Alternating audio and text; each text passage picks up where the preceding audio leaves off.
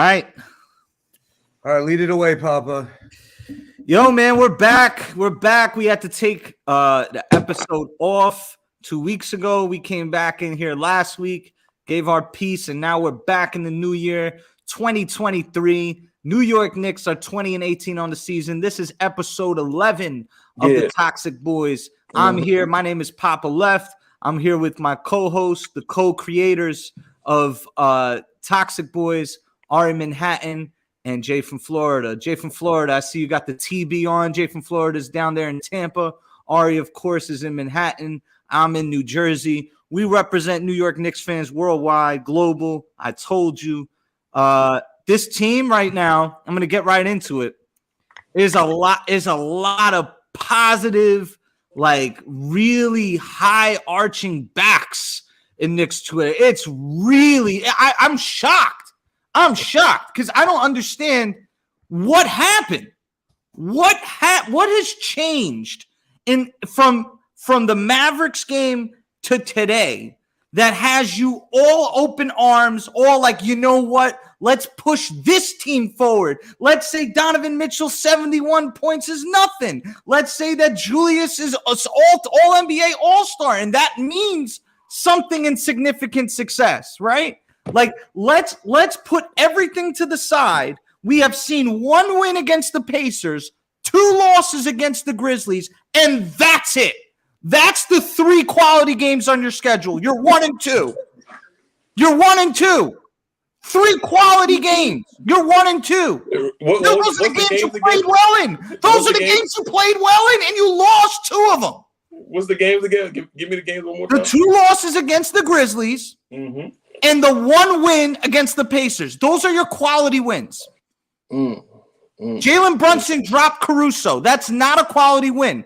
A fucked up loss is missing 4 free throws at the end of a game. A fucked up loss is losing when you had a 9-point lead and you went under a screen. You lost a jump ball. You walked into a trap again. And that's my guy. That's my guy. Walked into a trap 2 times in a week. What are we celebrating? What does this mean? You guys are putting up box scores and trying to do this again. Julius Randle, every year he's been here with Tibbs, high usage. Every year he's been here with Tibbs, Knicks Muse, Giannis, Luka, LeBron James. That's happened before. Why are you touching the stove now? What about beating Cam Payne did that for you? What did beating Landale? That was the powerful Landale. What happened yesterday? We've seen Mitch outplay Ayton before.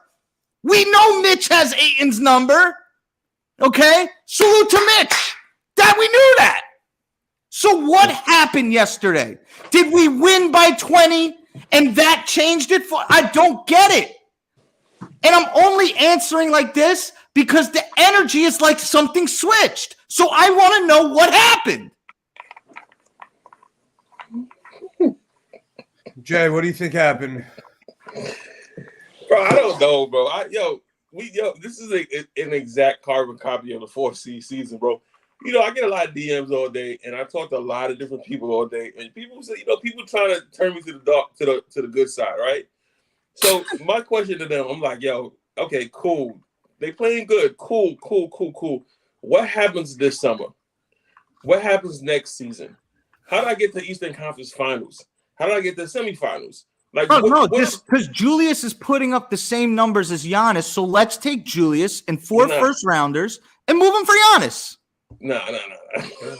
Yo, but that's how people are talking. We must get a star back. Like, you're never going to get that, bro. Either you commit to Randle for 4 years or you fucking trade him. There is no fucking in between. Listen, bro. You want this for 4 years. Okay. We got a lot of casuals, man, in this fan base. It ain't Ari saying that, his pops taking the games in 95 and 94. Poppa Left been watching this team forever, and I've been watching this. I got a pet using you and jersey on my wall from 94 that I wore as a kid. So we seen a lot of good with this team, bro. And like, you got a lot of fans like Sean, bro. He's leading the charge for them, and he hasn't seen anything as a fan. So you're dealing with newer fans, and you're dealing with a lot of casuals, and that's making a gumbo of delusion, bro. It's crazy. Like you can't. We saw this is an exact carbon copy, even better because Jalen Brunson's here of the COVID season. And Tibbs, I like when Tibbs wins because he gets more candid. When Tibbs loses, he doesn't want to talk. No answers, nothing. Yesterday he talked about Alec Burks. He said Alec Burks did a good job for him, but he said that Brunson brings what the game needs on a consistent basis, whether it be scoring, passing, whether it be organizing guys. And you see him, Brunson, he's a genius. He's a genius ball player. He's like one of the most diligent, militant ball players you can ever imagine. Like the kid has no fluff to his game. Just a genius ball player. You can see him polishing up Randle as the season goes along. Like he's making Randle look better. He's pointing him to spots. Randle, secondly, is hitting stuff that we've never seen him hit. Off the pinch post, he's doing shoulder fakes and going straight up with a jump shot, and it's going in every time. Like, I don't know if y'all think that's sustainable, but the 9 years we've seen of Julius Randle, he hasn't been able to hit shots off a shoulder fake in the pinch post consistently at a 50% clip for his entire career. So I don't believe it. He's playing amazing, but the point is that what is that getting? What is that? This is him amazing, and you lost 2 out of 3 on the Texas Triangle. You should call it the tanking triangle. You really should, because the heat, the build of that road trip was against Houston and San Antonio, and you blew a 9-point lead on the first leg. I got one thing to say, man, and I think you sent the clip, Poppa Left in our group chat. And Pastor Claudio, man, I don't know if you're in the chat. Shout out to you, bro. Yeah, he's there. Pastor Claudio, respect to you, bro. Pastor Claudio said that the NBA is soft, man. NBA is watered down. You got a lot of franchises tanking for this draft. So you in a year where you one of very few teams trying to actually compete. And you tricking the fan base into thinking that it's real. Did you see that? Bro, I'm reading the chat right now. And Tuco Salamanca said something that made me think of another thing, like this false sense of bravado. Like he said, that Atlanta loss early in the season still hurts. That would have been a quality win. And you fucking lost it miserably. Like that's what you've shown me in these types of games. January 24th. And y'all want to talk shit about DeJounte Murray. Y'all want to be like, oh, look at the Hawks. They got DeJounte Murray. What happened to them? You're right there. You're right there with them. What are you talking? What are you talking Murray about? Watched us that night. Wiped the floor with us that night. What are we talking about right now? We haven't won anything. If you want me to look at it from a win now perspective, I want to see this team, compete and win games and make that push. And who's to say that this group isn't it? Say that when they get there. They are not showing you anything that's saying that. They're the 8th seed right now. Just the 8th seed, bro. Say that when they get there. I'm saying they're the 8th seed right now, and it's, to your point, he's playing out of his mind right now. He's playing amazing, and we're still an 8th seed. And I don't see how we beat any of these playoff teams in a 7-game series. I hate that plan, bro. The plan is I hate that thing. I fucking hate it because it distorts reality like nobody's business. Because it makes the 7th seed look like a god, right? It makes the 6th seed look immortal. You know what I mean? Right. I hate that. I hate that shit. You know what the AC meant back in the day, bro? The AC meant that you was like the 99 team AC. Bro, we should have no business winning nothing, bro. Nothing. You know what I'm saying? And if you were the 1st seed and lost that series, you lost it. Like you fucked up. You let him get momentum. You played soft. You played scared. And it was short enough 5 games that you could steal a series. Like that ain't happening in no 7-game series.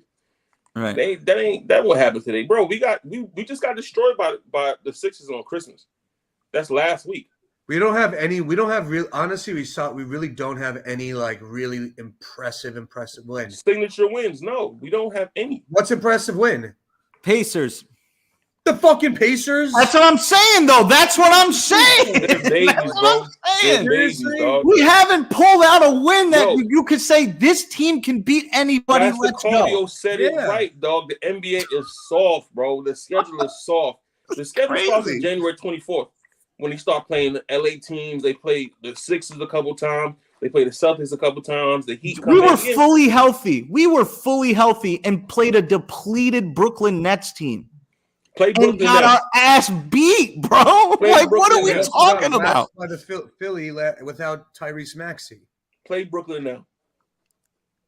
That's my thing. Play Brooklyn now. Yeah, good luck. Good luck with that. I think Brooklyn. This team needs a Knicks Brooklyn game like nobody's business right now, Like because with the momentum that the Knicks have, like I would like to see it.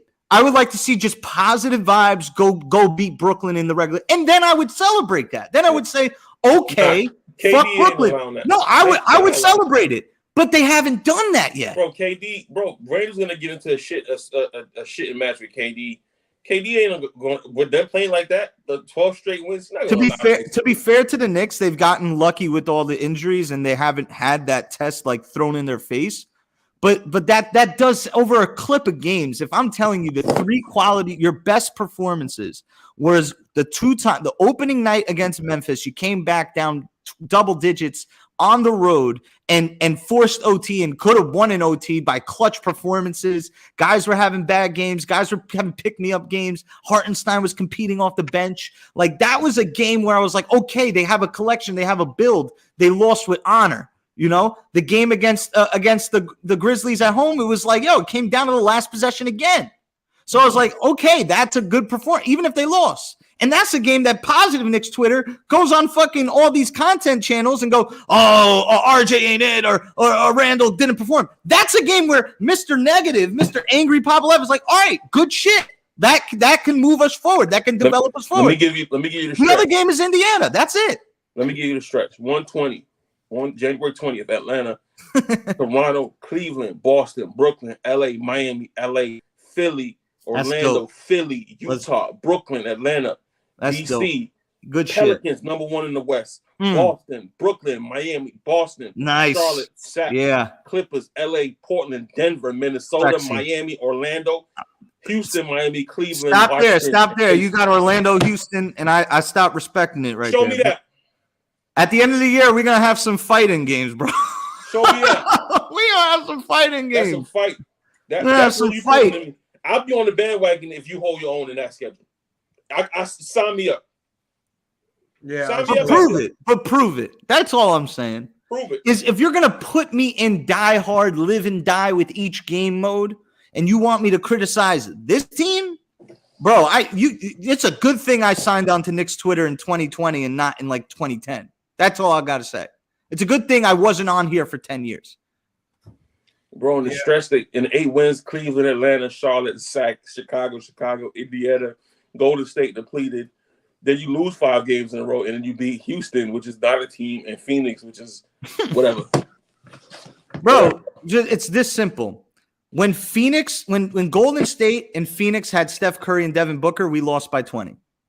Correct. When they didn't have them, we won by 20.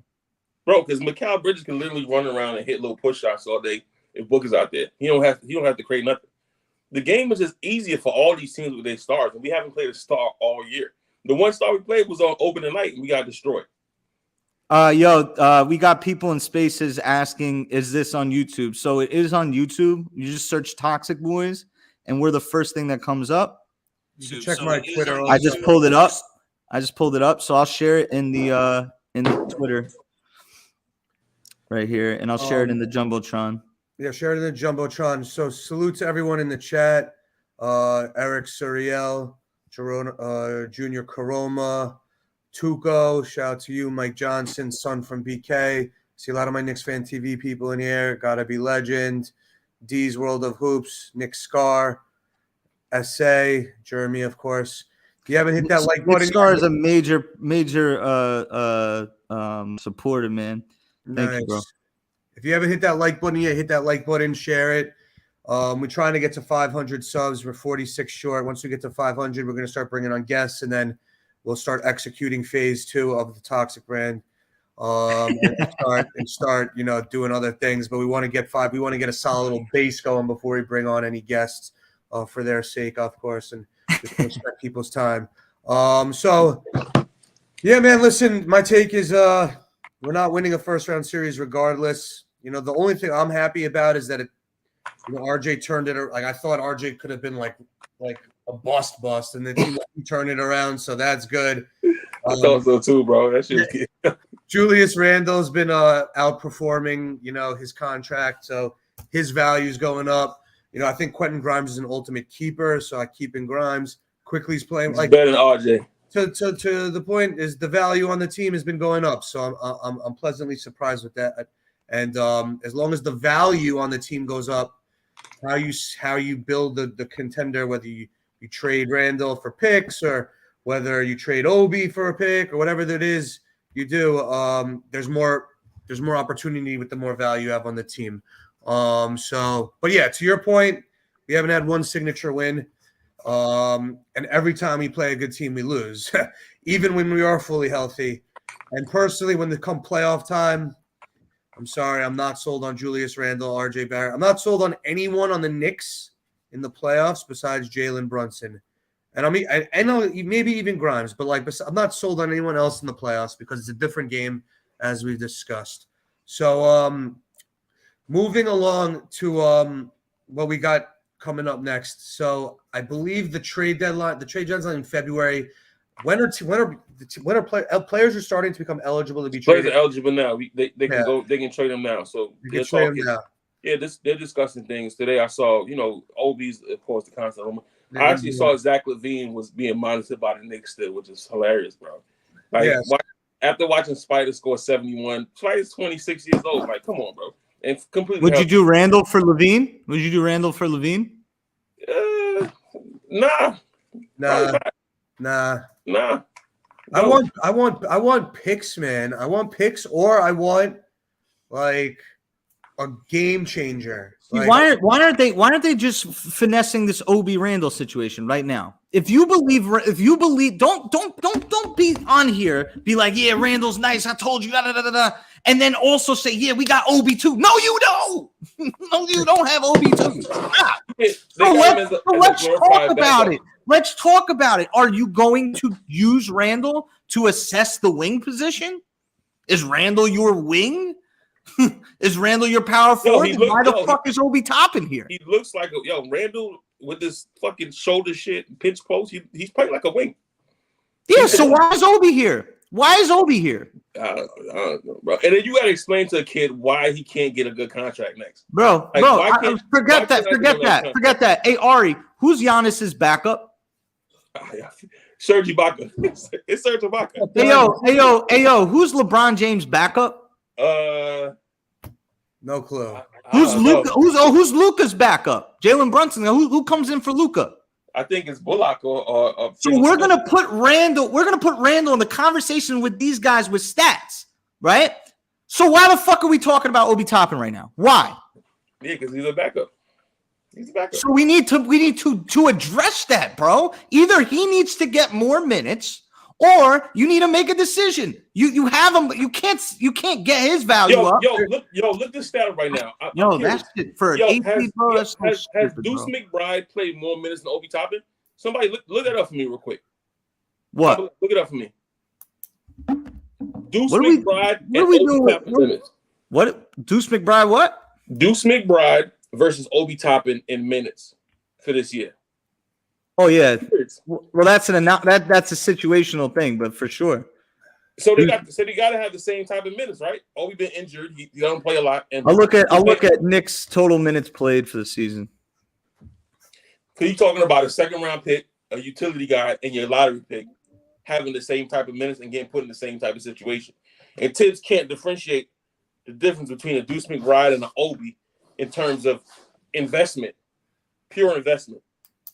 Right, you pick this guy 8th. They're going to trade fucking Obi at the fucking deadline, and they're going to build around Randle. That's what they're going to do because they know that 80% of these Knicks fans are just happy being in the playoffs because they think it's going to lead to something bigger down the line.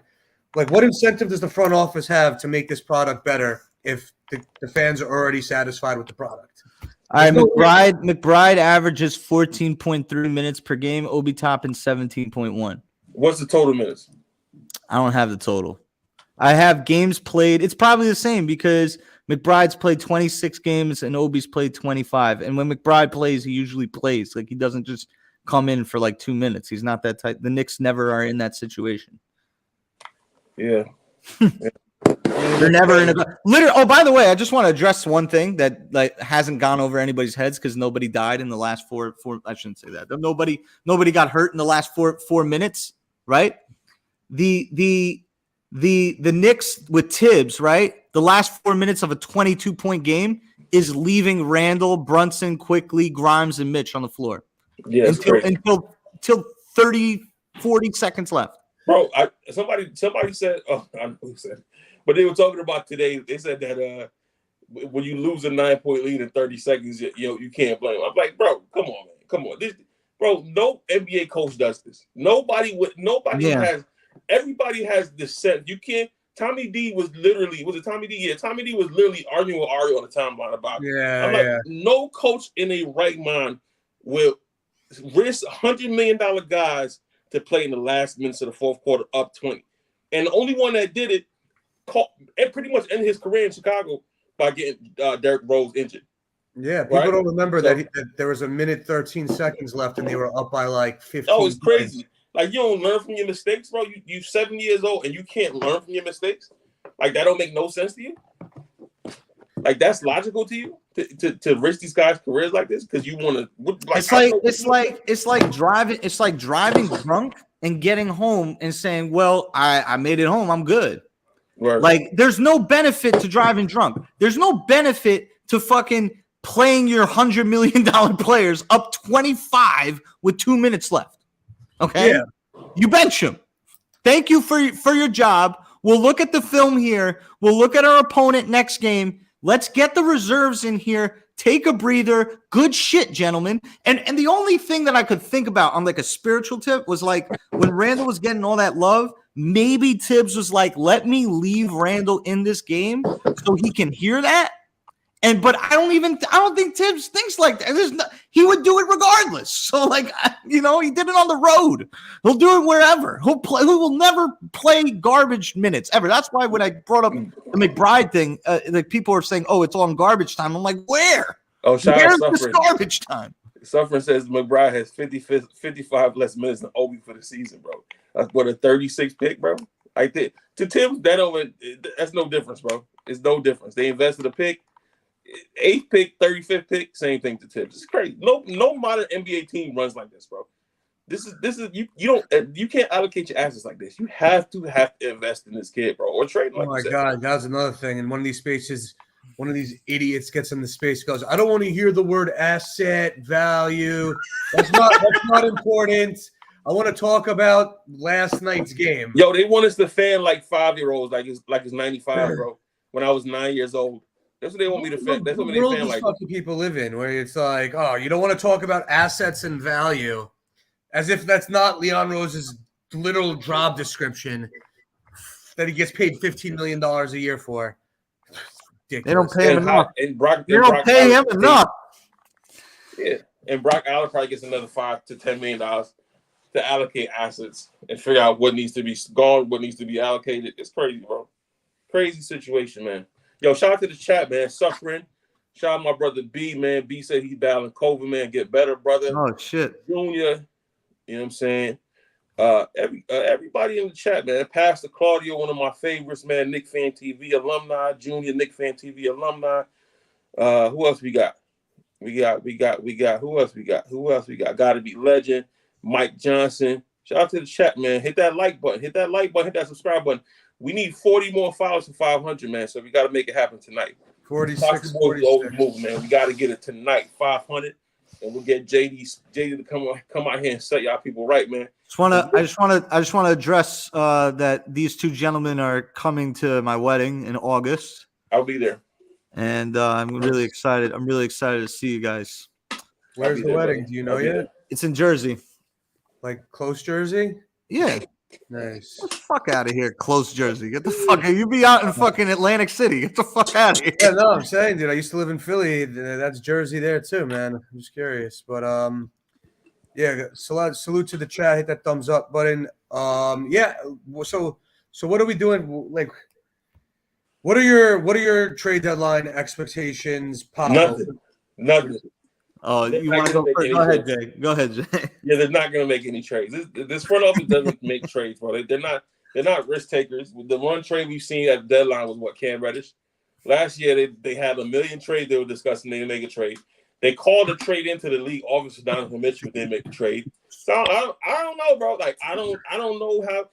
Wins. I get that the goal in the NBA is to win games, bro. But yeah, you have a front office that literally makes mistake after mistake.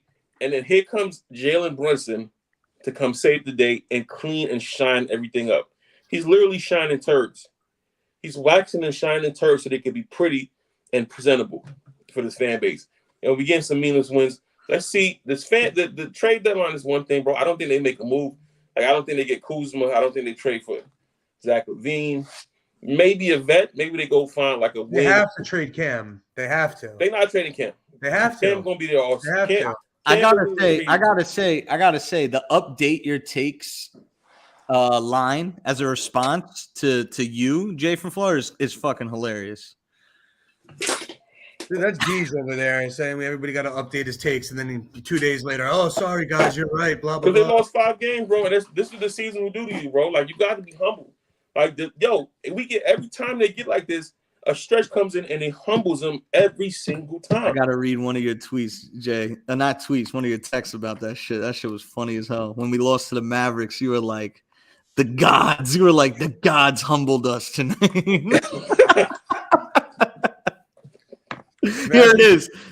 I got it. I said Jalen Brunson out, be on in 5. That was before the show on Tuesday, right? And then Jay from Florida, he goes, where are these boys talking about adjust your takes? Basketball gods humble they bitch ass as always.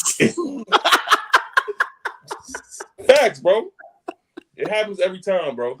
You got to stay humble, man. If you ain't humble, it's going to come get you every time, bro. The Knicks are up 9. You're saying without those tweets, Knicks up 9 with 26 seconds left. They pull that victory off with a smile. Dude, I've never seen a meltdown like that before. Bro, that's it, bro. Yo, y'all didn't see nothing yet, man. Wait till January, bro. Wait till January. Oh God, just if the Knicks. I still think the Knicks will make the playoffs. But I'm telling you right now, they ain't gonna be playing in a playoff game like they do in the regular season. Tell you that much, guys. No. But the thing that I find so funny is that how someone's take could change like on a week-to-week basis. It's like if the Knicks lost to the Suns yesterday without Devin Booker, 90% of those people who were like, oh, I only want to talk about the game, blah blah, they'd be like, oh, maybe we should trade. They switch, they flip flop so much. It's beyond. It's like it makes Ted Cruz look like fucking he has like values, dude. It's just unbelievable, man. How the flip flopping that these people do in the day to day, and they can't zoom out and understand that, like Julius Randle, RJ Barrett, and Jalen Brunson are not going to win you a championship. Even if you add Kuzma to that, Tobias Harris, it's not even going to get you out of the first round, bro. And people want to hold on. I think what it is people want to hold on to this unit. And they've seen it for so long that they're not willing to give up any of it. Like they don't want to get. I legitimately must think that people believe that in somewhere in their head and their belief that this team could win a finals. I think that's subconsciously what it is. Because every time you say, I'm going to trade RJ. No, I can't trade RJ. I want to trade Randle. No, you can't go that far, bro. I just think they're going literally game to game, bro, day to day. Nah, they're looking at it like some we of them can beat aren't anybody. even trying to win a chip. They're looking at it like they could beat anybody. That's how they're looking at it. I was in a space yesterday where Dom, salute to Dom, but Dom basically is like, listen, I'm just trying to make the playoffs and whatever. Yeah, he's very real about it. He's very real about it. We made the playoffs. Yeah. Benji from Manhattan, Uncut Gems. Listen, I can't. He goes, I can't root against this team. I'm just not. I have a sickness. It's what I can't. It's all I could do. And you know what? I'm okay. If they're good, that's good enough for me. Right, bro, I root for losses on every night. Every for night. half the fan base, I don't root for losses every night. Being good is good enough for half the fan base. Right. But call me a fake fan. It's not good enough. Yo, and the worst argument, just 1 second. The worst argument is just because we were so bad in the past meaning that we should accept mediocrity, is the worst argument in the history of arguments. I Right? know Like, it's you know how comparative. bad to of an nothing. argument is? Just Nothing. because your fucking ex-boyfriend was a piece of shit drug addict doesn't mean you should settle for someone who's okay. And then Cheating on you, doesn't have a job, but That's you know not what? fair, He's Sean. not That's abusive. not fair, He Sean. doesn't have a No, job. I heard the Julius doesn't get arrested take before. Yeah, bro. like- Because Kendra follows around everywhere, like a mom, like his mom. You have Listen, to bro. demand more from people. Crazy. You had a great take today, Ari. You was on fire, bro. You said that we watched it for a long. We had a successful franchise in the 90s, bro, and Patrick Ewing was failed by the Knicks. The Knicks failed Patrick Ewing over and over again, bro. And if you read Blood in the Garden, you see that they struck out on the Mitch Richmond trade that he definitely should have made. You know what I'm saying? Like, there's a lot of stuff that we've done over time that we haven't really done right by our fan base, bro. And the funniest part is during that whole thing, Sean's asking, what did first grade Ari think? And I was saying, I was looking at the game through a first grader's lens. I loved it. We made you know what I mean? It was everything. But then looking back on it now, they failed Patrick Ewing for not giving him another fucking all-star. John Starks wouldn't even make. John Starks would be like the fourth string shooting guard on the John Starks couldn't even dribble in a straight line, bro. Bro, John Starks would be behind Grimes I love him quickly. I love Starks, but he's not like Gary Payton or John Stockton or Scottie Pippen or fucking any of these other guys, Clyde Drexler, any of these other number 2 guys. But these guys looked at the game through a first grader's lens, or at least like a 7th grader.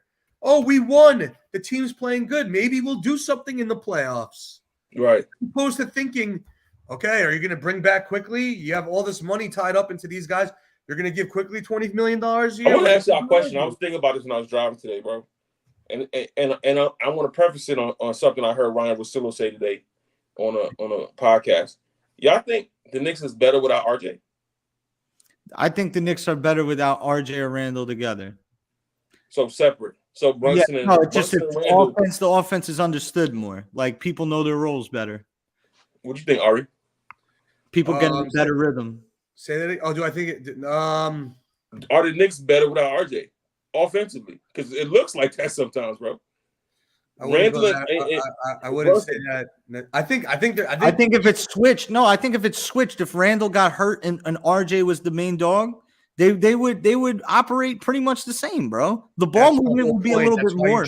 Chat, what y'all think? Y'all think the team is better without RJ?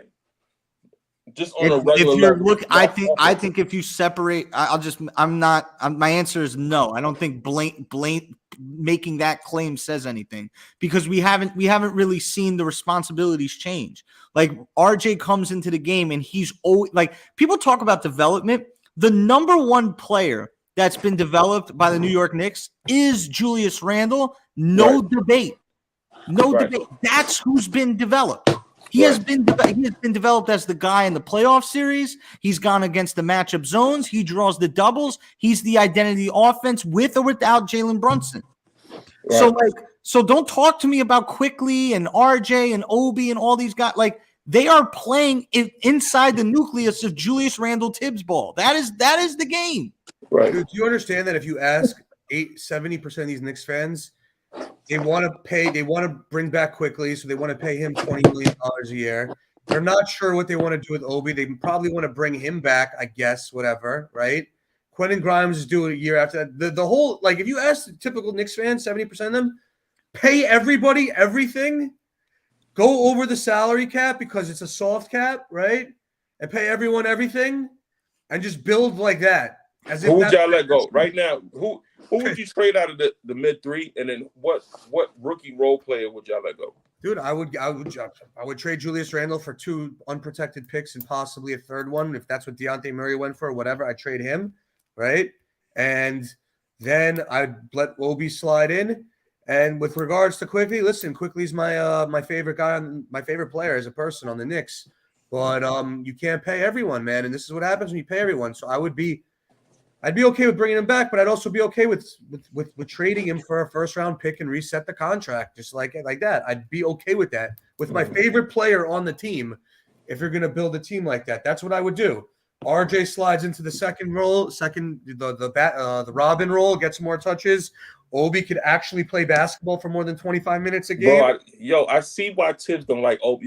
Like that night he was mic'd up, bro. Like, hi, Mr. Giannis, nice to see you again. Like, come on, bro. Like, come on, brother. Like, bro, I couldn't believe that, bro. I couldn't believe my ears when I heard that. Hi, Mr. Giannis. They're all soft. They're all soft. Nice to see you again. The last hard guy on the Knicks was fucking Marcus Morris. That was it. After he left, and JR. It's a bunch of guys doing fucking TikToks, dancing and shit. Soft, bro. But that Tibbs don't like anybody that's questioning his authority, and I think that's why Cam Reddish ain't playing. I don't think TikToks make you soft. I think you can do TikTok and fuck somebody. I think if you're dancing on TikTok, it makes you soft. I still think you could dance on TikTok and fuck somebody. Unless you're Chris Brown, I don't need to see you fucking dance on TikTok, bro. What? Chris Brown being another night. Usher, let him dance. Looking kind of tight. You're funny as hell. Jay listened to all these songs live, like at some type of function. Like that's how he fucking likes these songs. Jay be at the function and they play that shit. You don't fucking select that shit. I know the Coley Ray Buster joint. That's it. Oh god. Yeah, man. But Ryan Russillo, man, he said this during the 8-game win streak. He was like, yo, RJ. He said he loved what he saw in RJ last year. Like being decisive, picking the spots, kind of scoring with consistency. But he said like this year kind of scared him, man. Like he really doesn't know now if he's just a solid starter role player or he'll hit the ceiling that he needs to hit to get up to these guys like Jaylen Brown. That was his words verbatim. So I want to see what he does after the injury, man, how he comes back. It's funny reading the chat and then listen to your takes at the same time. Like it's hilarious. But there's some talk about the Cam Reddish character in the chat. And I want to push the Cam agenda a little forward right now. I want to assert that if you give any one of these players that have started on the New York Knicks, sans Mitchell Robinson, 40 minutes of usage, you can make a case that each one would become an all-star. I'm just saying that. Yo, people have no idea how good Obi Toppin could possibly be. Bro, I know you give Quentin 40 minutes a night, he's an all-star. If you give Quentin Grimes 40 minutes of usage a night, he's an all-star. If you give Cam Reddish 40 minutes of usage a night, he's going to put up 27 and 10. He's going to do that. Yeah, it's crazy. Somebody told me that Quentin Grimes will be close to Beal in a couple years in my DMs today. Have you seen this NBA box scores recently? You got guys like fucking Siakam dropping 50 burgers. You got and casual, very casual. Fucking Luka dropping multiple 60 burgers. Claudio, bro. Yo, he had the illest take I've seen so far, bro. The NBA soft. NBA got soft. He said that, bro. And I was like, yo, I have to agree, bro, because half the teams ain't even trying to win games. So Knicks Twitter's gotten pretty soft too. Knicks Twitter's gotten shit soft, man. Like, yo, people so happy, man. It's gotta be a marketing ploy to just to try to one day get a player to do a. It's all about content, bro. Not just doing the content through two channels, this one and the Nick Lounge, and seeing the way the competition is set up and seeing how like what draws the engagement. It has to be that people just, whether they're conscious or you're willing to say it, is like it's just trying to get that positive takeout, trying to get it out when you can, and really push the emotion of the fans to be happy. Dude, especially me, the way I am on, just people know me. If I went on Nick's Twitter and I said Julius Randle's playing amazing basketball, I was wrong about trading him when his stock was low. Bro, you get like another 100,000 I would get 1,000 likes. I would drive insane engagement. But I don't do that shit because I always keep it a buck. And yeah, I was wrong last year to trade him for at his low, but I'm still gonna trade this motherfucker. So Scott Wolf writes in the chat. He wrote, "You think Cam is gonna be a Siakam?" Here's my reply to that. I literally watched Cam Reddish put up like really good fucking numbers in Game 6 against the Bucks. Right. Like I know Cam Reddish can do that. By the way, I know Cam Reddish can do that more than I know Julius can do that. Just for the record. Like we can't eliminate these things that actually happen. Yo, Knicks fans don't watch the NBA, bro. As soon as the Knicks is eliminated, that's it for them, bro. That's it. Yeah, I feel you. I'm like Ain't that with watching another hockey. minute. I'm like that with hockey or baseball. I don't want to see any of these motherfuckers again. Like Yeah, they're like, oh, well, it seems over. Let's move on to our thing. football, I'll watch. Football, I'll watch. Right. By the Yo, way, praise to college that football. kid, man. College That football, the last 2 games that the Knicks have played, they played during the college football semifinals. TCU, Texas Christian upset Michigan, and then we watched Georgia versus Ohio State. I was on New Year's Eve spending time with wifey.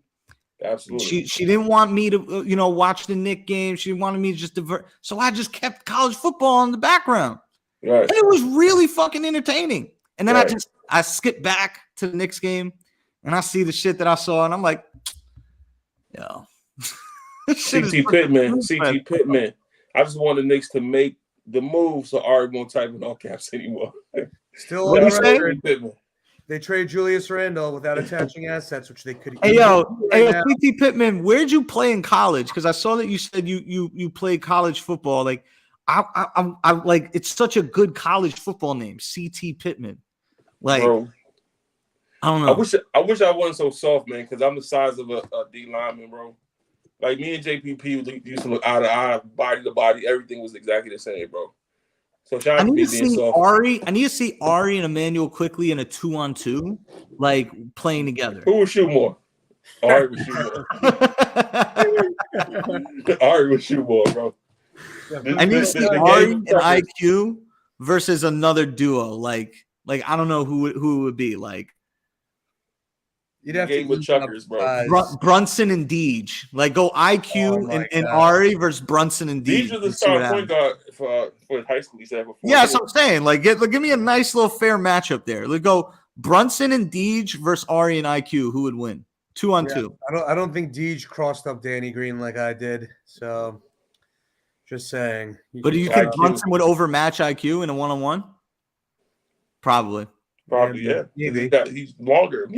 Quick's like wingspan is huge, bro. Yeah. Quick got like a 7 or 7. Well, I first of all, I would guard Brunson. Right. I You want the Brunson? I want to guard Brunson and see what this fucking guy's Oh about. no, Ari, man.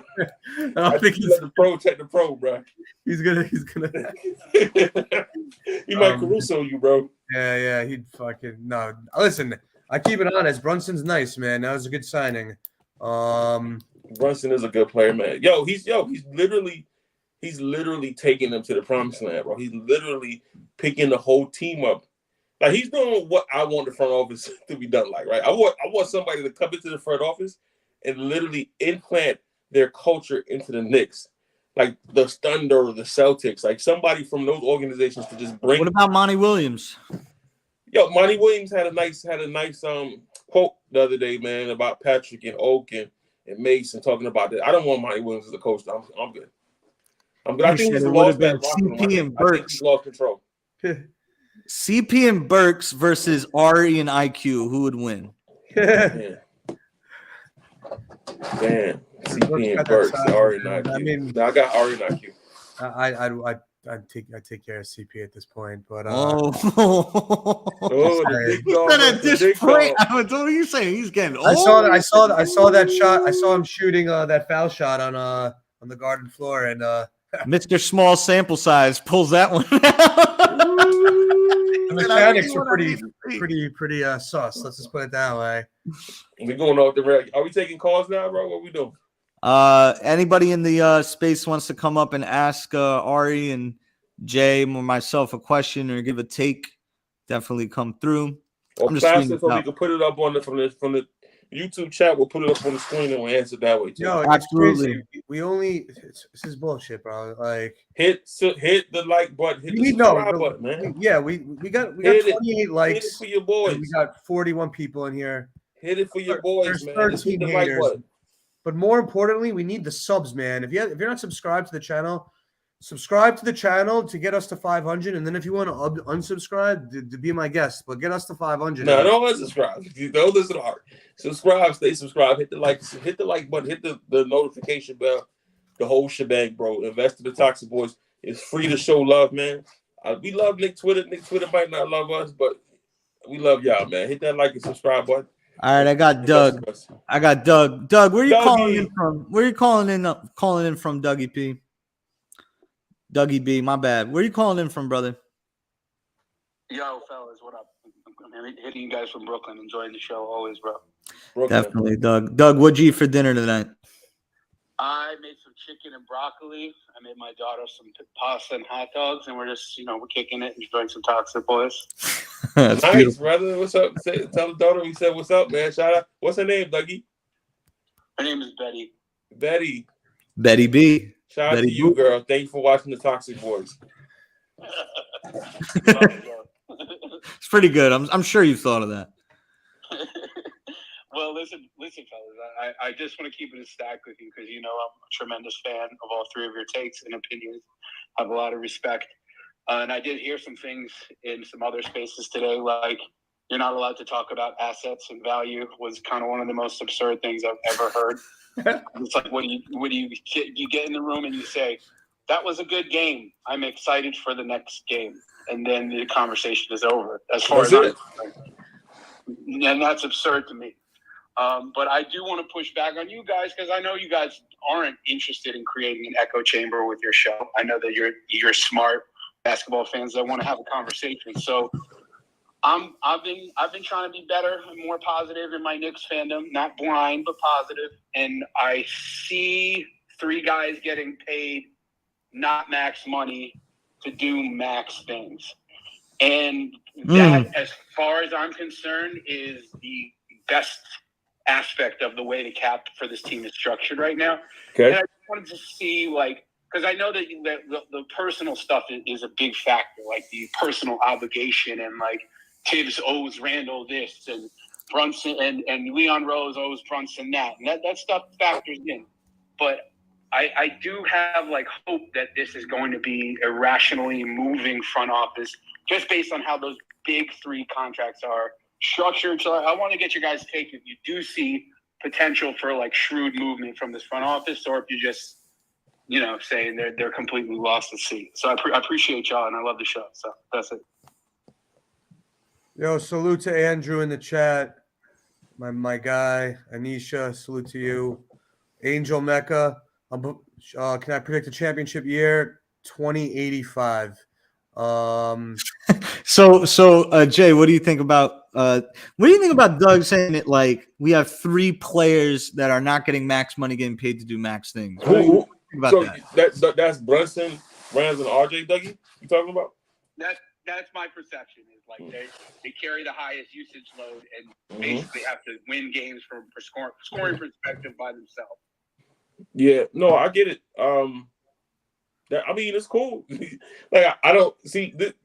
I feel like this front office overthinks things, and they don't decisively make moves when they have to, and it's just, to me. I know Ari wasn't a proponent of Spider. I get it, but you can't meddle in the mediocre tier of the NBA, and not if you want to hire vets, if you want to sign long-term contracts. And they're good contracts. Randle is putting up numbers that makes his contract look amazing. But if you really want to play with the big boys in the league, if you want a top 15, top 20 player, you got to go out and get it when you have a situation like this. So, to me, this front office, yeah, they've signed good contracts. They haven't made any trades. You know what I'm saying? They haven't really invested in the draft per se. But they've developed who they had to develop. They've signed a decent contract. They signed Brunson. They've done what they have to do, but how do we get to the next level now, right? How do you justify not trading for Spider when you're watching this kind of product on the court? And Brunson is there was people today saying, look, yeah, he got 71, as if that was normal, as if it's not normal, you literally said that and then went on your logic. You were he got 71. Yeah, but I'm what are you talking about? Yeah, bro? yeah. If any player in the Knicks got 50, we would be shaking ass like nobody's business. Listen, man. Listen. What are we talking about? You put Spider on the Knicks, man. Yeah, he got 71. Yeah, it's crazy. You put Spider on the Knicks with Brunson, you have to pay attention to Brunson. The way Randle's playing, you gotta pay attention to Randle. And if you could keep Grimes, that man is open a lot of times, bro. He's probably more open with the Knicks than he is with the Cavs. You think about it. I wouldn't trade Akiva. I wouldn't trade for Karl Anthony Towns if there wasn't somebody already here. So I don't believe he Bro, said Karl Anthony Towns Randle, is the IQ, and last 3. guy I'm trading Yeah, for. I would only trade for Cat if you had 2 guys here, one of them was a megastar, and you wanted to make Cat like your third guy. You know, maybe about your second Embiid? guy. I don't What really about believe Embiid? in him like that. What about Embiid? Embiid, I would trade for to be the guy. He would Yeah, have to be the absolutely. guy. But yo, you have to put like a guard in his prime. Yeah, a nice Like I team think around him. Embiid But and he could be Brunson the is guy. He could be Embiid the and guy. Brunson is disgusted. You Dude. think Randall looks good with Brunson? Embiid with Brunson, shit. That'd be insane, bro. Insane. Because it's no flash. Brunson just gets the job done. So what James Harden can no longer do, Brunson can do at a high level. Ari, pull up the questions from the chat so we can just read them off and just salute the chat real quick. Salute to Andrew Abraham. Ari, if Randle doesn't get traded at the trade deadline, would they trade Randle in the offseason? No. I don't think so. Because what's going to end up happening, either he does make the playoff.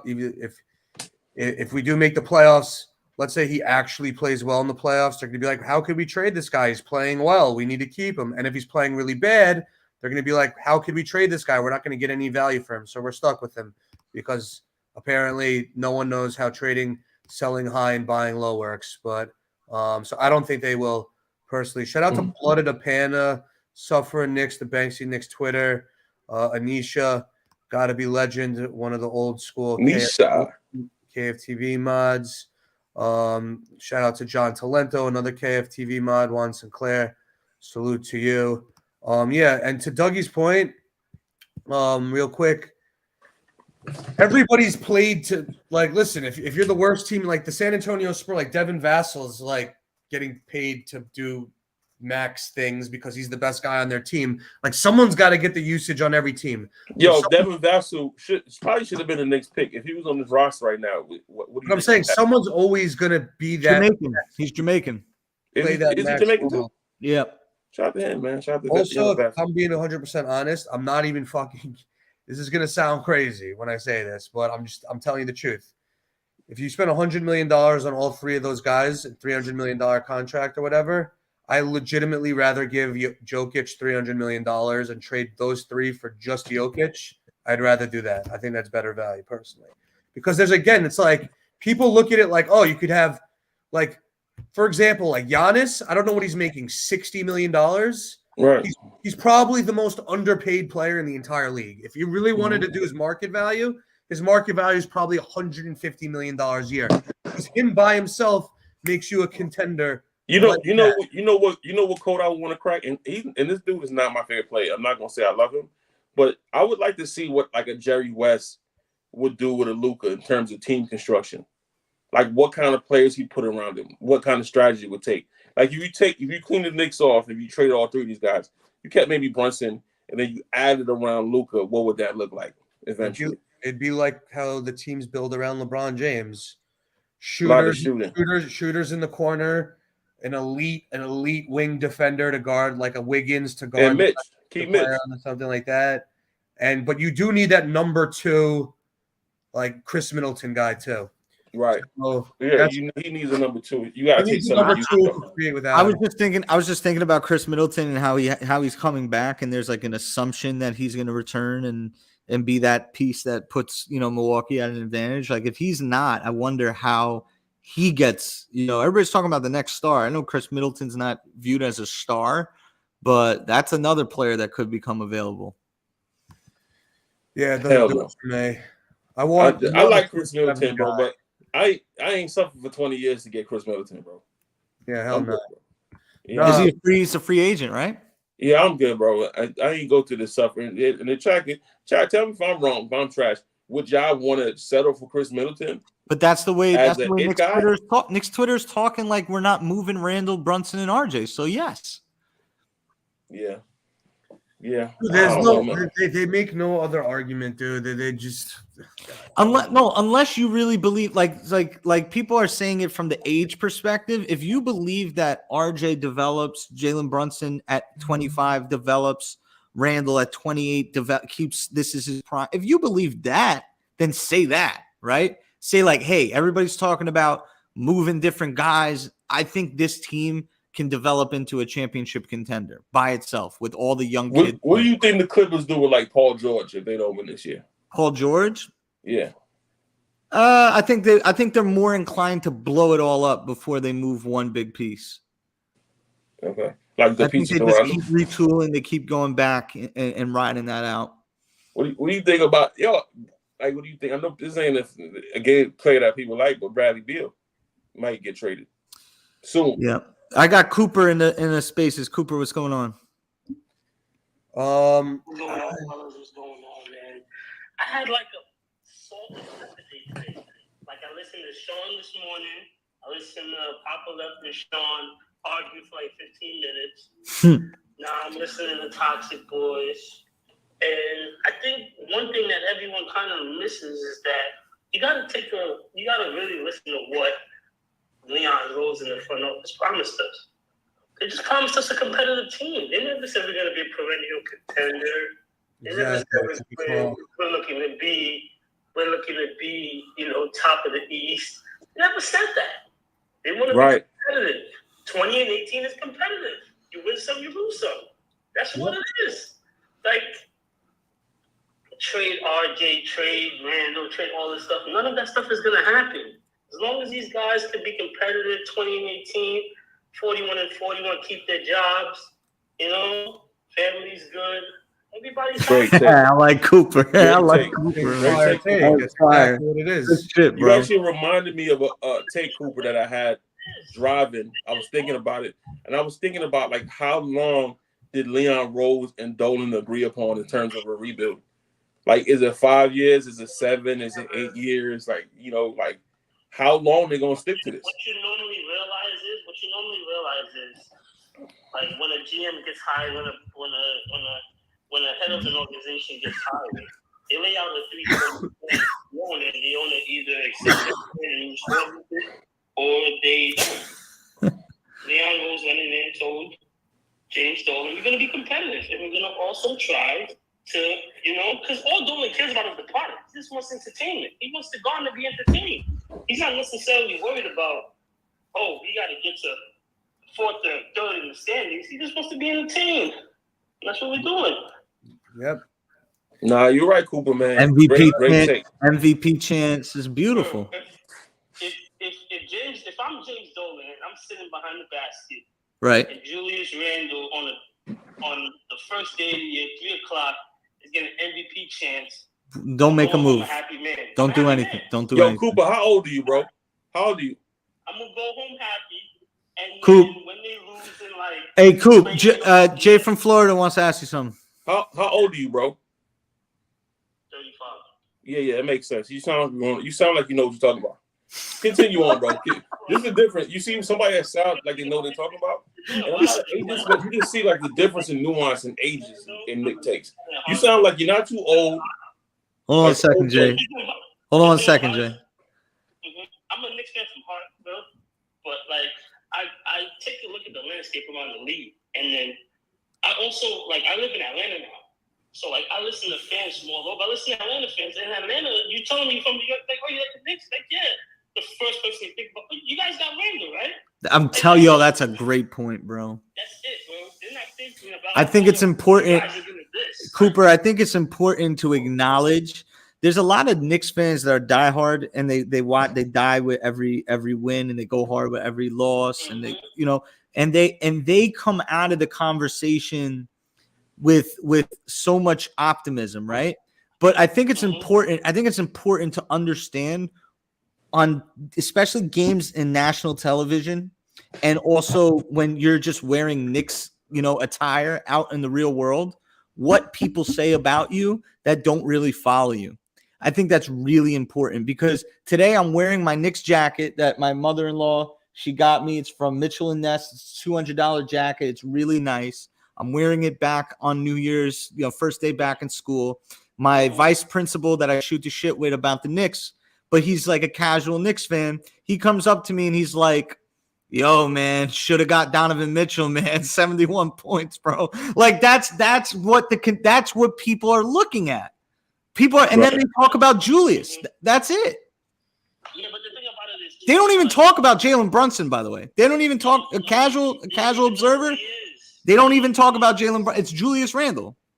They don't know who he is. And to be totally honest with you, this is exactly what the front office promised us. Like, Knicks Twitter's so divided. If we would just listen to what he said, we'd all be in unison. Yeah, Like, Absolutely. it's Knicks fans who go south in their mid 30s and above that are the wise. Those are the wise tribes of Knicks Twitter. It's like CT Pittman, Southside, Cooper, Jay from Florida. Yo, he sounds nuanced. He sounds like he knows what he's talking about. He sounds like he reads and watches video. Like, it's not just ass shaking. So it's like that. Yo, it makes sense. Bro, I was in one of the spaces the other day, and I was telling somebody, I was like, bro, if you're not careful, the Orlando Magic are gonna lap us, bro. Absolutely. We laugh at, they're gonna lap us. And they're a guard away, bro. now when they're actually competing, we're gonna still be looking for the next star. Bro, Oh shit, Ari, I just seen this behind the back pass you had.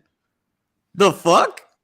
Dude, you don't understand what I used to do in basketball. It's funny because no one ever believes me. I had no idea there was a closeout on the horizon. He was just standing there watching you help defense. He's like, oh shit. And what did this fuck do? Who'd you pass the ball to, though? This nice little slide. And then he picks the ball up with his right hand and dribbles to the left. It's disgusting. But you set him up.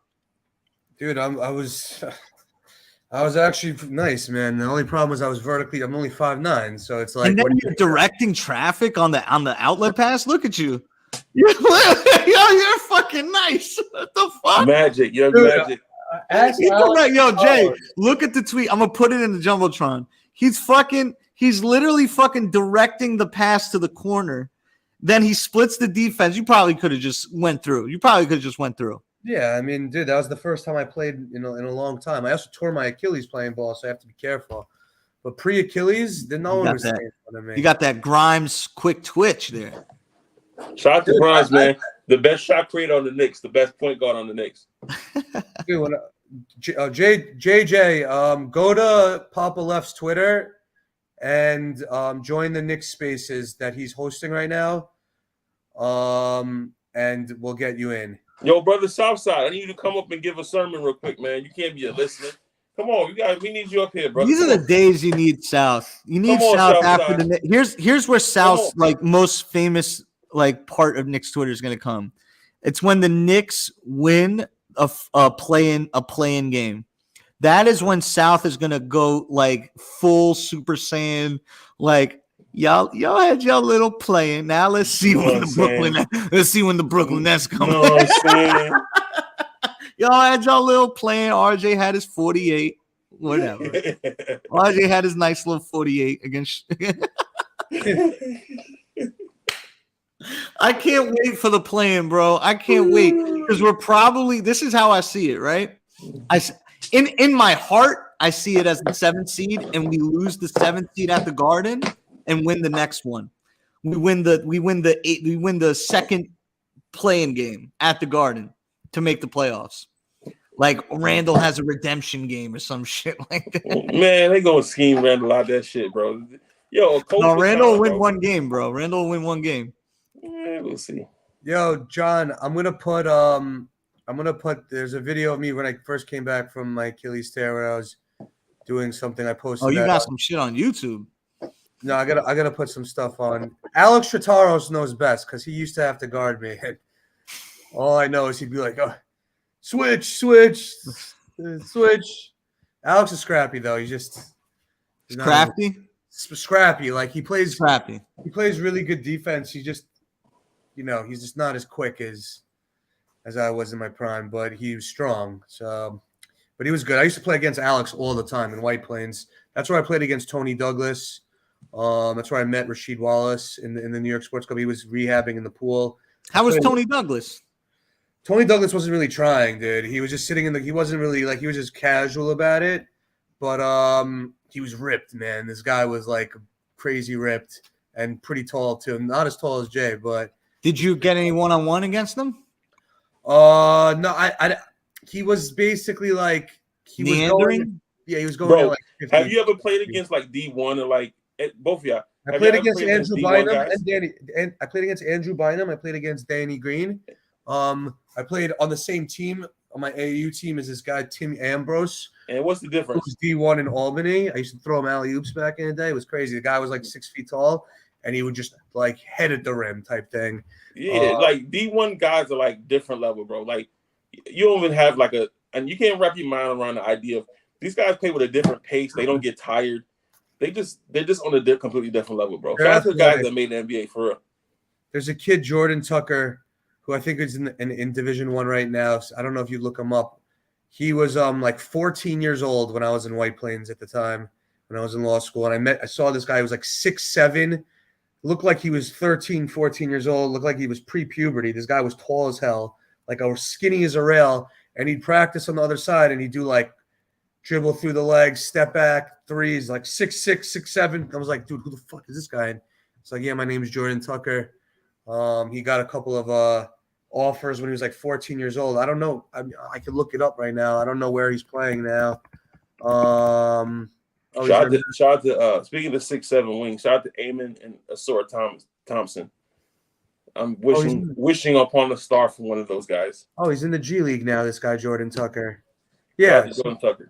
So I used to play against I didn't play against him, but he was super, like, a lot of it is the size, man. It's like, you know, if I was 6'4" or something like that, I'd have a lot more of a chance. Nah, it's size and pop, bro. It's size and athleticism, bro. Yeah, but I had the pop. It was some people you got the size. Like I can't really jump over textbook per se. Even when I was in shape and young and 60 pounds lighter. Doesn't stop RJ from being him. It definitely does stop RJ. In a playoff series, we'll see what RJ does when you got to go chest to chest with Jaylen Brown and a real guy with a one-on-one bag. But shout out to RJ, man. I like nice young play. RJ got a buzzer beater on my birthday last year, so I was at that game. Shout out to RJ. Yeah, shout out to RJ. Yo, final thoughts, man. It sounds like we wrapping up, man. Final thoughts. Well, we just got somebody in here in the space. What's going on, 870? What's up? It's 87 Owens, and they know me as Smoking Nick. How y'all doing? Oh, 87 Owens. Oh, yeah. What's going on, bro? I'm doing well. How y'all doing tonight? Chilling, man. What's going on, bro? Oh, man, I just wanted to say that, yeah, we might be a mediocre squad, 20-18, losing a lot of close ones. But as the caller previously said before, that the expectations shouldn't be as high when we still on building blocks, you know? I know a lot of people want to jump the gun and get to the finish line right away, but that's not a race. You got to run the whole race. You know what I mean? Right. So how do you do it? What are your moves? Well, I think we're on the right track right now because everybody's been getting what they want. All the youngins are playing, besides Cam. You know what I mean? But he's not really a big deal because he really wasn't in our plan in the first place. But at this point, we see where we are. If we can make a move. And it got to be a complimentary move because if we're going to make a big move, it has to be worth it. You know what I'm saying? And it has to, and not necessarily move the needle, but let's say 4 win share. You know what I mean? 4 extra wins compared to it. Because right now we probably be like a 41 to 45 win team the way we're looking right now. Good take. Do you think this team can win the playoff series? Currently constructed? Yeah. I do. Who? I do. Against who? I'll give you teams. Ari will give you some teams. Yeah. Give me some teams. Okay, Milwaukee. What? I don't see us beating them because they're taller, they're a little more physical, and if we lose the boards, we have no chance in the game. What about Boston? I think it would be competitive, but they three-point shooting is just way more elite than ours. So those are 2 no's. What about Brooklyn with the way they're playing recently? I don't think we could beat Brooklyn either. They got 2 superstars. Right. What about the Sixers when Maxey comes back? I think we got a chance. I like the way Mitch plays Joel, and Harden comes and goes sometimes. So yeah, I think we got a shot. What about Maxey? Maxey's the 2 guy. Yeah, but I ain't nah. I mean, Embiid put 36 on Mitch last game, and he played well. Look, if the Knicks tilted that series on the road first 2 games and came back to the Garden, I could see Doc Rivers pulling it off for Philly. Like literally folding against the Knicks would end his career. They got the MO of melting down. You can't just I don't see it. I don't see the history. Knicks. The Phillies had the We Knicks can't number just for so bypass- long. I don't know. All right, but we can't just bypass the history that they melt down off, Right. right? But okay, so They beat the Raptors, though. They beat the Raptors last year. The Raptors were a But they formidable got team. beat by Atlanta 1 year. Right. Atlanta was very They good got that beat by season. Toronto a year, you know. Then they barely even made it to the. Nah, they're not to be trusted. That's They all I'm usually, saying. but they usually lose to a pretty good team that forces somebody's hand later on in the playoffs. All right, the Heat waking up. The Heat waking up now. The Heat is Can they waking beat up. the You Heat? think we could beat the Heat? No doubt. I don't think we can beat the Heat for one reason only. So I got a question now. Eric Spoelstra. Who can we beat then? No. I think we can beat Cleveland. I think we can beat Indiana. I think we can beat Toronto. Chicago, And I think we Atlanta. beat Chicago. Atlanta, maybe. Look, I would love to play Cleveland because that would be a true test of value right there. But here's the thing. And the narrative would pay off. You know, we should have had him if we beat him. We always No, I would love to play. I would love to play Cleveland. I would love to play Atlanta. I would love to play any of these teams. I think we could beat those teams for sure. But my question to you is like, at what point is the steps like? At what point is the steps, and at what point, like, do you need to see? Like, I think what you're trying to say for me is like, let's see this team hit their ceiling before we make a move. Is that what I'm getting? Partially, I want to see how they look together playing in sync. Because when all 3 players is playing in sync, which we haven't really noticed but a couple of games, you know what I mean? We look dangerous.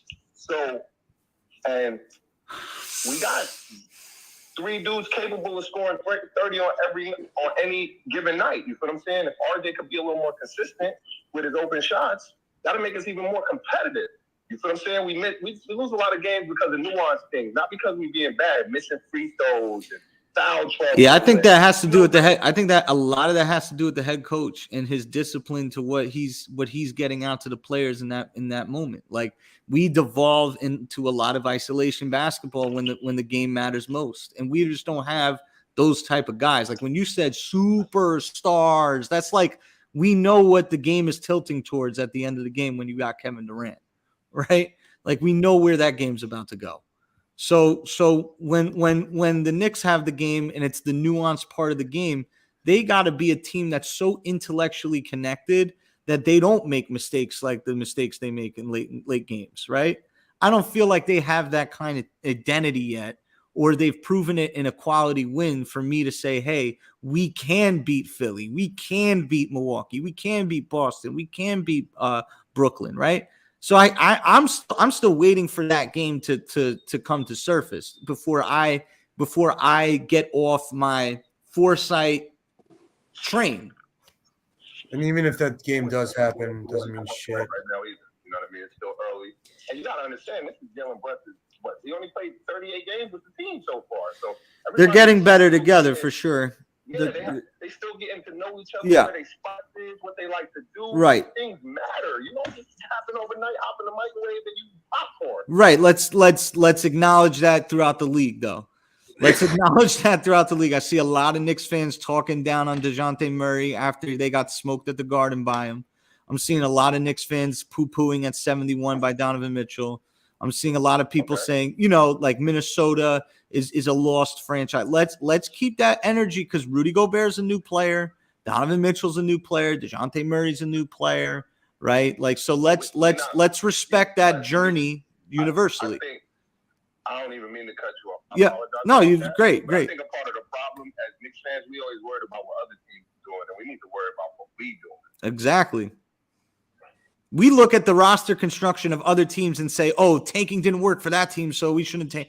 Like it's we look at OKC like as this thing, and in general, we look at extreme tanking scenarios, and we act as if we didn't get that result on the other side of the tank, like if we didn't get James Harden, Kevin Durant, and Russell Westbrook. Like people say, "Oh, who's one off of tanking, bro?" If the Knicks had an era, if the Knicks had an era with Kevin Durant, Russell Westbrook, and James Harden in it, all drafted, bro, each of them would be in the rafters. Each of them.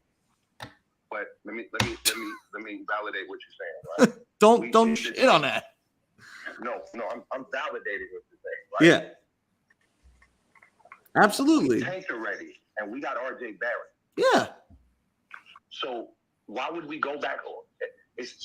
And the front office we got right now didn't choose RJ, so boom, I gotta throw that out there for the people that's going. You know what I mean? Whatever. But all I'm saying is that we did the tank thing. We won 13 games. The league gave us the third pick, and we got RJ Barrett. What you think if we tank, we win 6 games? What they might give us 8 picks just to make us know we'll never get the first. That's statistically impossible. First off, you guarantee what a top 5 pick if you're a top bottom 4 seed. So that's not my point. Though. My point is we're not getting that first pick to choose whoever we want. Yeah, but in this draft, fam, you're talking about crucial players that you can select from. Like you're talking about 1 through 15, you got 1 through 20, you got possible starters. 1 through 10, you got all stars. You know what I'm saying? So, the Knicks is picking their poison, man. You pick the path, you gotta live with it, bro. In 5 years, let's see if it was all worth it. Like every other regime. And then we just hold receipts out and stuff like that. I agree. Yeah, let's see if it's all worth it. 5 years, we're gonna sit back and say, none of this is worth it. The whole Randle thing wasn't worth it. It's another era. Across the South. It is an era. You see what Jay did there, though? You see how he gave him credit? Isn't that beautiful? Yeah. Shout out to – it's that simple. You give credit to other people's takes when they give them. Shout out to South. It was very easy. Yeah, I don't steal people's takes. I don't get Hey, Jay from Florida, you ever heard of Southside? Yeah, of course. Okay, because on other channels, they'd be like, Poppa Left? Nah. Big Mo? Nah, I never heard of him. Jay from Florida? No clue who he is. It's what it is, man. Shout out to the ass shakers. The Knicks City Dancers. Hey, what do you smoke? What are we smoking on tonight, 87 Owns? Oh, yeah. It's that Zah only. The Zah? Who do you think rolls? Who do you think rolls the best blunt on the Knicks? You know what? Quick. I don't even think about stuff like that. You know what I mean? If they smoke, that's more to them. But if it's gonna be anybody, it looked like it'd probably be quick. Yo, I'm going Cam Reddish. I'm going Cam Reddish all day. Cam Reddish, yeah. I'm taking Mitch. Yo, you be surprised, bro. Mitch gonna fucking drop the blunt. Mitch ain't fucking rolling that blunt with any care, bro. Yo, I've been to NBA players, role player NBA players parties, and they make chicks sign NDAs at the door for role players. So imagine Randle. Shout out to Snow Puppy Svi. Yo, final thoughts, yo. Let's do it. All right, yo. Thank you, everybody in the space. Shout out to you. Thank you. Great call. They loved it in the chat, by the way. They said great conversation on both sides. Thank you, bro. Ari, kick it off if you can with opening or closing thoughts. I mean, closing thoughts, it's buy low, sell high in any industry I've known. And if it's just illogical to not want to trade someone when you could get multiple positive assets, but want to trade that person just to get rid of him just because he's played well in the past 2 months. So I think that people are prisoners of the moment. I think it's a psychological trick. It's a lot easier to buy Bitcoin at 50K when it's ripping than it is to buy it when it's tanking. But if you want to make success in the world, you have to buy low and sell high and think in the future. That doesn't mean you can't be happy with the value on the team. That Quentin Grimes, a good player. Quickly's been playing well. Randall's been playing well. Mitch, they're all playing pretty well. It doesn't mean you have to be upset about it, but it just you have to, at least for me, I'm trying to build a championship team in the future, and I'm not pessimistic. I'm opportunistic, if anything. And I see an opportunity here, and I'm taking advantage of that. And I think it helps the team in a lot of ways. But as long I stay to the same take, as long as the Knicks don't do a Zach LaVine deal, or as long as they don't trade the farm at the deadline to make a win now move, I'm perfectly okay with what happens, and yeah, we'll go from there. But this team is automatic a first round exit, and if you feel like they're gonna get past the first round, DM me, and I'll take that bet with you and put your money where your mouth is, because I'm 98% sure we're not winning the first round series. So if you want to make some money, DM me. I'm saying that we're not going to win a series, but as long as the value gets better and as long as we don't trade everybody, I'm good. That's my final take. Jay from Florida, what do you got to say about this team? Yo, they're playing good, man. They're playing good. Like Ari said, a lot of bright points to the team. I tell you, Grimes and Brunson, probably the two smartest plays we've ever had, like bar none. Rocket. I'm going through the errors in my head, and I don't know of a smarter point guard or a smarter shooting guard that we've had in like 25 years. So shout out to them, bro. Playing great. Really two pieces that I want to build towards. RJ and Randall, not so much. Not the smartest pens in the shed, whatever the term is. So shout out to them, bro. Knicks fans can't lose track of the future, man. You can't get excited for wins. You can root for your team, but always think about the future. Always think about the ultimate goal. And, listen to a lot of what people don't like him. A lot of what Draymond says about competing for championships apply to NBA basketball, bro. Like, Draymond is in the thick of it. So he says a lot of stuff that resonate to me, bro. It really resonates. So, he says that, yesterday he had a take. He said that the Warriors don't care what seed they are. They have a date set in April that they ramp up for the playoffs. So they want to rest their bodies. They want to get right mentally. They want to eat the right thing. I'm a little concerned for them, but yeah, they've earned the right to do that. But they're champions. They're flirting with it a little bit right now. I'm not if they make the playoffs, he said that it don't matter they seeding.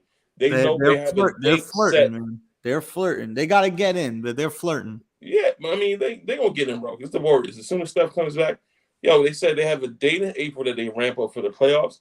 And that's when they get serious about stuff. And you got the Knicks that take it. Like Tom Thibodeau is such an extreme as that. He's playing guys with 30 seconds left on the clock up 20.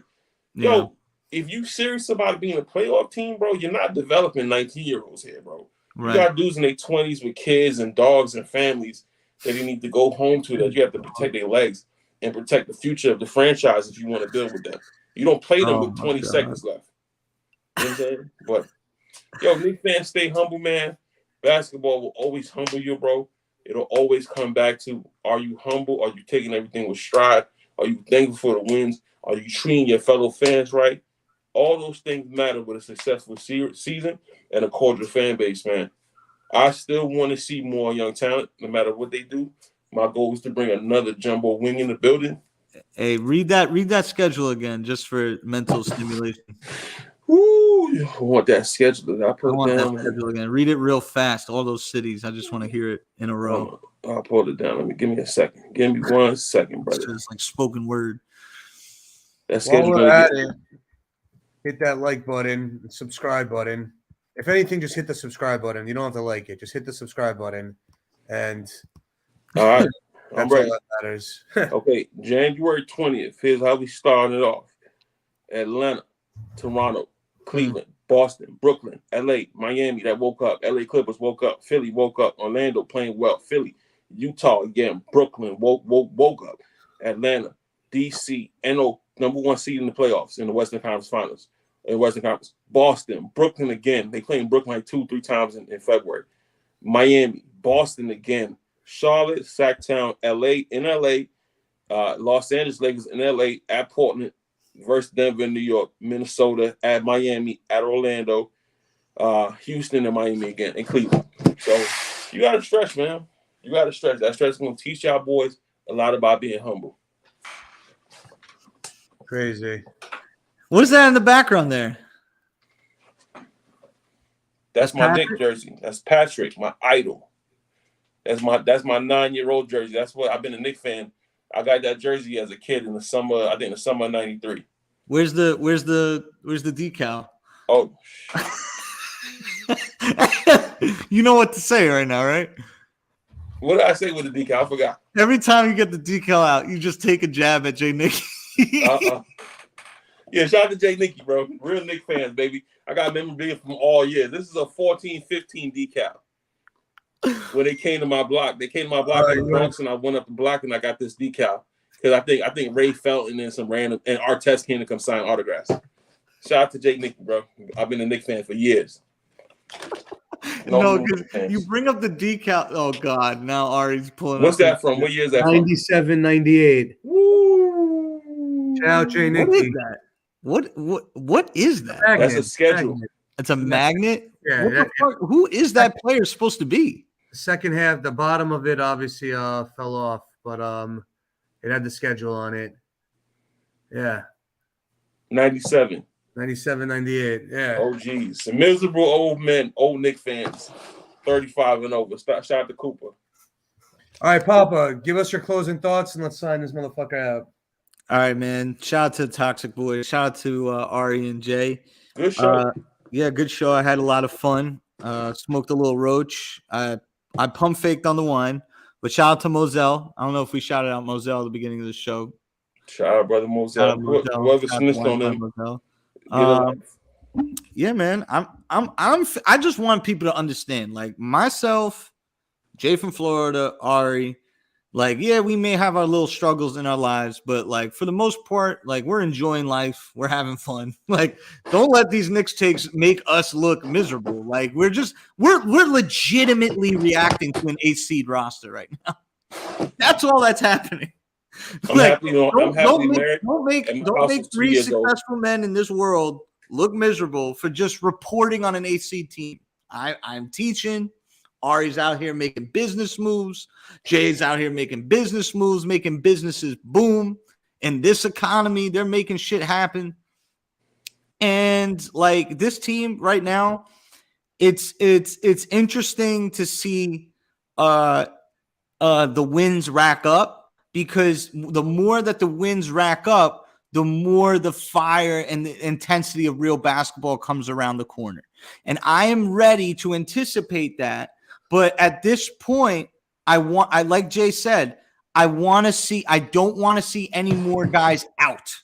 I don't want to see any more guys out. I don't want to see any more guys injured. I want Obi back. I want RJ back. I want the full roster out there. I want to see how this team plays against another team of their ilk or above. And that schedule that you pointed out will expose us one way or the other. And I'm ready to see that. I've had enough of Booker-less Suns. I've had enough of Curry-less Warriors. Okay, I've had enough of that. Okay, I've seen enough of that brand of NBA regular season basketball. I want to see a formidable stretch where we get tested and we see who we are.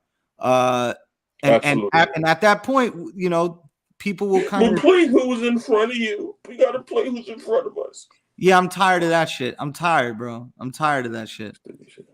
That shit will get old real quick. That shit will get old real quick. January 20th, bro. You gonna either I'm gonna sign up or is stay humble, y'all. Stay humble for sure. One of the other ways. But anything last things that I want to say, man. Shout out to Quentin Grimes. Shout out to Manuel Quickly. You know, shout out to Quick, man. Shout out to Quentin Grimes. Shout out to those two guys, man. Shout out to my nephew Cam Reddish, man. I still love you, son. Still love you. Yeah, I think what the Knicks are doing with Cam is ridiculous. I think what the Knicks do in the last 3 minutes of a game is ridiculous. In every game, pretty much in every game, everything they do in the last 4 minutes makes no sense.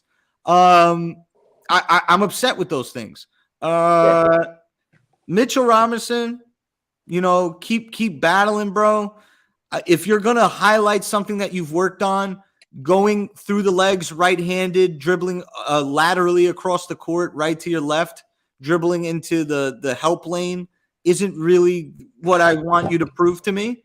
But if you feel like you have to do that to hype yourself up to do what actually matters, which is blocking shots and making people look like little men in the paint, and go for it. Do whatever you got to do, bro. Still, I need to see you pull up a three at some point. We'll see what happens with this team when they're full strength. We'll see what happens during that stretch in January. I hope everybody has a great 2023. Just that the year brings you blessings, doesn't hurt you and keeps you uplifted. And if it does, hopefully the people around you will help you out, man, just to get spiritual for a second. But and also our toxic boys prayers go out to DeMar Hamlin of the Buffalo Bills. We definitely love the sports. We base our personalities around it. We watch it. We use sports as inspiration.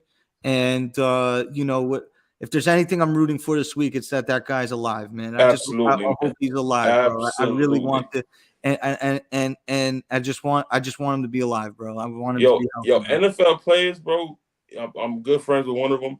NFL players are some NBA players they're so huge. They're so bigger stars, right? NFL players are like literally the most regular guys ever, bro. Humble guys, bro. Just I hope that kid recovers, man. I hope he wakes up from his induced coma. Everything goes back to normal, and I hope he can play. The kid just started playing last year, man. I hope he can play again, bro. It would be beautiful. That situation actually happened with a soccer player, Christian Eriksen. Same situation. Heart attack on the field, CPR. Didn't know what was going to happen, and he ended up making a recovery. So it's possible. God bless.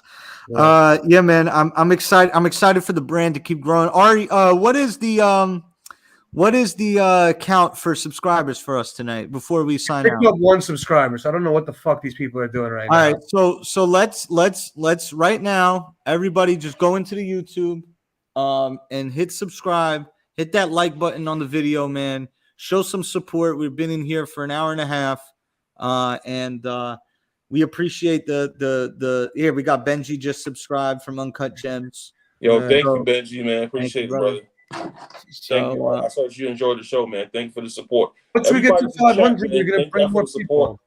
Absolutely. Thank you guys for the support, man. On Twitter, thank you for the support. Just hit that like, subscribe button so we can keep going up, man. Toxic Boys on the rise, 2023. Listen, once we get more subs, we get more guests. As we get more guests, we grow. Then we get more things. We get more crazy stuff going on with the StreamYard. We do more stuff. So if you want the show to get better, we need to grow organically. So salute to everyone in the chat: Andrew Abraham, Benji Uncut Gems, John Talento, CT Pittman, JJ the original, RJ Hater. Salute to you, Anisha. Salute to you, Suffering, Banks Knicks Twitter, Gotta Be Legend, Son from Brooklyn. Salute to all y'all. We'll be back here next Tuesday around the same time, 7:15 p.m. ish, or so, to just recap the week.